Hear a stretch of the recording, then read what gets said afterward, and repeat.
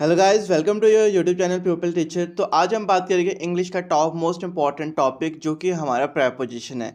इसके रिगार्डिंग आपसे हर साल क्वेश्चन पूछे जाते हैं। तो क्वेश्चन नंबर जो 1 है हमारा, ये है हमारे पास, I never listen dash the radio. तो ये हमारे ज़्यादातर फिक्स प्रेपोजिशन रहने वाले हैं। तो यहाँ पे जो लिसन वर्ड है इसके बाद हमने प्रेपोजिशन का यूज़ करना है। और एक बात हमेशा ध्यान में रखना, आपके पास कभी भी लिसन का यूज़ होता है उसके साथ टू प्रेपोजिशन का यूज़ होता है। ये हमारा फिक्स प्रेपोजिशन है। तो यहाँ पे आपका ऑप्शन है बिल्कुल सही है। क्वेश्चन ये भी आपका फिक्स प्रेपोजिशन है। It differs dash there last suggestion. एक वर्ड है आपके पास डिफर्स और एक वर्ड है आपके पास वेरी या फिर वेरीज होता है। इसके बाद हमेशा फ्रॉम प्रेपोजिशन का यूज़ होता है। It differs from their last suggestion या फिर it's very from person to person, things to things. मतलब कहीं पे भी आपके पास डिफर्स या फिर अब वेरी वर्ड आ जाए तो उसके बाद हमेशा आपका फ्रॉम जो प्रेपोजिशन है उसका यूज़ होगा। तो इस क्वेश्चन का भी आपके पास सही ऑप्शन है, option number D, it's differ from their last suggestion. या फिर सफरिंग वर्ड कहीं भी होता है उसके बाद भी फ्रॉम प्रेपोजिशन का यूज़ होता है। नेक्स्ट क्वेश्चन की अगर हम बात करते हैं, क्वेश्चन है आपके पास, he complain dash chest pain and went to hospital.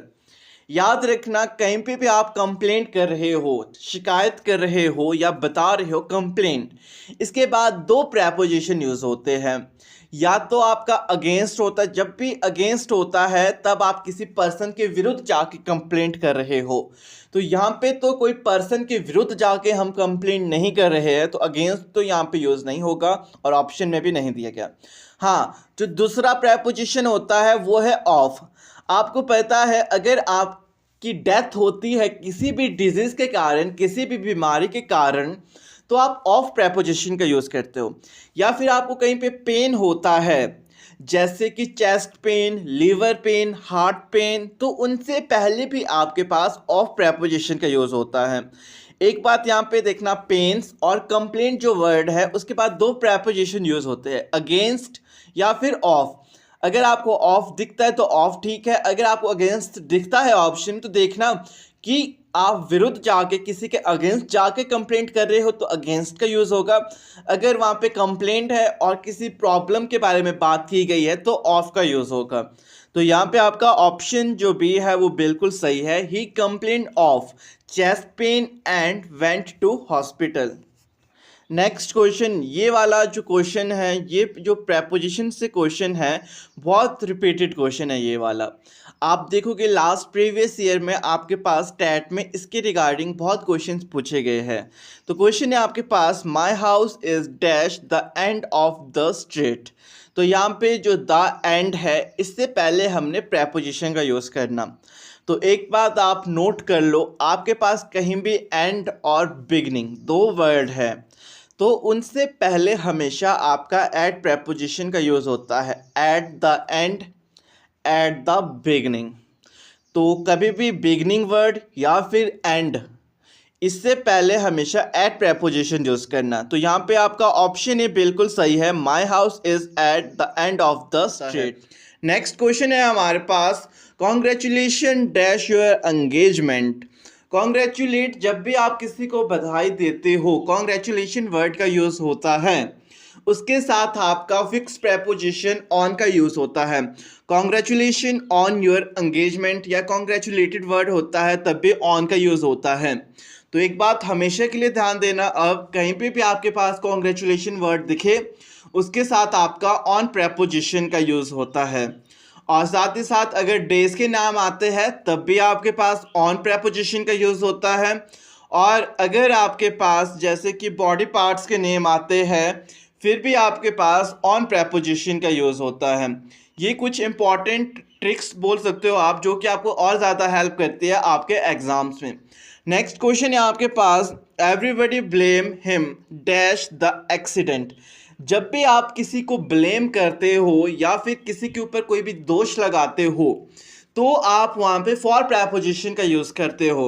Everybody blame him for the accident. Accident के लिए इसको सब ब्लेम कर रहे हैं, तो यहाँ पे आपका ऑप्शन ए बिल्कुल सही है, फॉर। और एक बात फिर से नोट करना, कभी भी आपके पास होप या विश वर्ड दिखता है, फिक्स प्रेपोजिशन है होप या विश, इसके साथ भी आपका फॉर प्रेपोजिशन का यूज़ होता है। Hope for the best, wish for the best, तो इन दोनों के साथ आपका फॉर प्रेपोजिशन का यूज़ होता है। और अगर कभी भी आपको प्रॉपर डेज बताए जाते हैं, प्रॉपर मंथ्स बताए जाते हैं, जैसे कि 11 डेज, 12 मंथ्स, 10 डेज, इस तरीके से होता है, तो तब भी फॉर प्रेपोजिशन का यूज़ होता है इन सबसे पहले। नेक्स्ट क्वेश्चन की अगर हम बात करते हैं, क्वेश्चन है आपके पास, did he live for New York dash the month of July. तो यहाँ पे द मंथ ऑफ जुलाई से पहले कौन सा प्रेपोजिशन यूज़ होगा? अगर हम मंथ्स के नेम के बारे में बात करते हैं, जैसे कि जनवरी, फरवरी, मार्च, अप्रैल, मई, जून, ये वर्ड्स कहीं भी दिखते हैं, यानी कि मंथ्स के नेम आपको दिख जाते हैं कहीं पर, तो आपका इन प्रेपोजिशन का यूज़ होता है। तो यहाँ पे भी आपका ऑप्शन भी बिल्कुल सही है, did he live for New York in the month of July. तो कभी भी अब आपको मंथ्स के नेम आएंगे, आप उनके साथ इन प्रेपोजिशन का यूज़ करना। या फिर आपके पास डेट ऑफ बर्थ की बात कभी भी होती है, बॉर्न इन 1986, इस तरीके से कभी भी होता है, ईयर दी गई होती है कि आखिर कौन सी ईयर में आपका जन्म हुआ है, तो उनके साथ भी आपका इन प्रेपोजिशन का यूज़ होता है। साथ ही साथ जो ऋतुएं होती है आपके पास, जैसे कि समर हो गया, विंटर, इनके साथ भी आपका इन प्रेपोजिशन का यूज़ होता है। नेक्स्ट क्वेश्चन है आपके पास, he jumped dash the river from bridge. वो नदी के अंदर कूद गया, कहाँ से? ब्रिज से।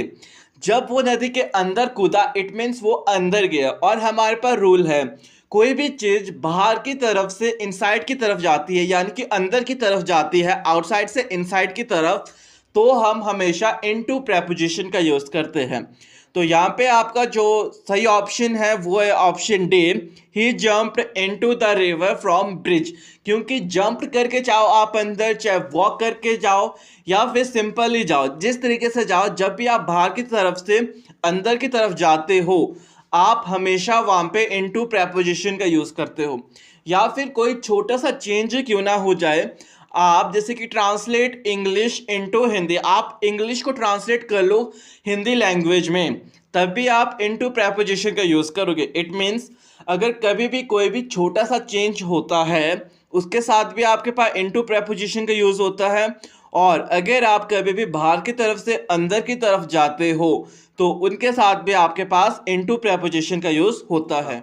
नेक्स्ट क्वेश्चन की अगर हम बात करते हैं, क्वेश्चन है आपके पास, it was kind dash you to help. तो यहाँ पे जो काइंड वर्ड है, इसके बाद आखिर आपका कौन सा प्रेपोजिशन यूज़ होगा? इस टाइप का क्वेश्चन भी आपके पास बहुत बार पूछा जाता है। तो कभी भी आपसे पूछा जाए काइंड, काइंड के बाद हमेशा आपके पास ऑफ प्रेपोजिशन का यूज़ होता है। काइंड ऑफ, टाइप ऑफ और सॉर्ट ऑफ, जो प्रकाश होते हैं ना, जैसे कि काइंड हो गया, टाइप हो गया, सॉर्ट हो गया, इसके बाद हमेशा आपका फिक्स प्रेपोजिशन ऑफ का यूज़ होता है। तो यहाँ पे आपका ऑप्शन ए बिल्कुल सही है, of. It was kind of you to help. Next question अगर हम बात करते हैं, क्वेश्चन है हमारे पास, he has a difficult relation dash them. Relationship या फिर रिलेशन की कभी भी बात की जाती है, इसके बाद आपके पास दो प्रेपोजिशंस यूज़ होते हैं, या तो बिटवीन या तो with. Relationship between two persons, अगर इस तरीके से होता है, what is the relationship between two person, अगर दो पर्सन के बारे में पूछा जाए तो बिटवीन का यूज़ होता है। और अगर दो पर्सन्स के बारे में बात नहीं हो रही है, एक ही पर्सन के बारे में बात हो रही है, तो रिलेशनशिप के बाद हमेशा विद प्रेपोजिशन का यूज़ होता है। तो यहाँ पे आपका ऑप्शन जो सी है वो बिल्कुल सही है, ही has a difficult relationship with them. तो कभी भी रिलेशनशिप वर्ड दिखे तो इसके बाद विद का यूज़ करना, या तो फिर बिटवीन जो प्रेपोजिशन है उसका यूज़ होता है। नेक्स्ट क्वेश्चन है हमारे पास, please do not interfere dash my personal affair. तो यहाँ पे जो इंटरफेयर वर्ड है, आखिर इसके बाद आपके पास कौन सा प्रेपोजिशन यूज़ होगा? तो ये आपका एक फिक्स्ड प्रेपोजिशन है, आपने हमेशा ध्यान देना। आपके पास कहीं पे भी इंटरफेयर वर्ड दिखता है तो उसके बाद हमेशा इन प्रेपोजिशन का यूज़ होगा। तो यहाँ पे भी आपका जो ऑप्शन बी है वो बिल्कुल सही है।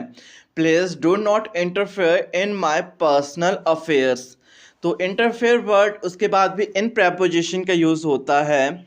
और एक वर्ड और ध्यान देना आपने, इंटरेस्टेड। अगर कहीं पे भी आपको इंटरेस्टेड वर्ड देता है दिखाए, इंटरेस्टेड के बाद भी आपके पास इन प्रेपोजिशन का यूज़ होता है। और साथ ही साथ ये आपके पास होता है रिच। रिच के बाद भी हमेशा इन प्रेपोजिशन का यूज़ होता है। Rich in vitamin A, rich in vitamin C, इस टाइप से क्वेश्चन पूछा जाता है आपसे। तो रिच के बाद हमेशा आपने इन प्रेपोजिशन का यूज़ करना। नेक्स्ट क्वेश्चन की अगर हम बात करते हैं, क्वेश्चन है हमारे पास, they get killed dash the end of the film. तो यहाँ पे द एंड है, इससे पहले आपका प्रेपोजिशन यूज होगा एट, क्योंकि मैंने इससे पहले बताया कहीं पे भी एंड और बिगनिंग वर्ड होता है उससे पहले एट यूज होता है। तो आज की वीडियो में तो बस इतना ही। आई होप कि आज की वीडियो आप सबके लिए इम्पॉर्टेंट रही होगी और आपके डाउट्स क्लियर हुए होंगे। बाकी अगर आपने रूल्स के रिगार्डिंग वीडियो नहीं देखी है तो मैं डिस्क्रिप्शन बॉक्स में आज यहाँ पे लिंक लगा लूँगा, तो आप रूल्स देख लेना इन प्रेपोजिशन के। तो वीडियो अच्छी लगी हो तो वीडियो को लाइक शेयर कर देना, साथ ही साथ चैनल को भी सब्सक्राइब कर लेना और प्यारा सा कमेंट भी करना। तो मिलते हैं अपनी नेक्स्ट वीडियो में एक नए टॉपिक के साथ।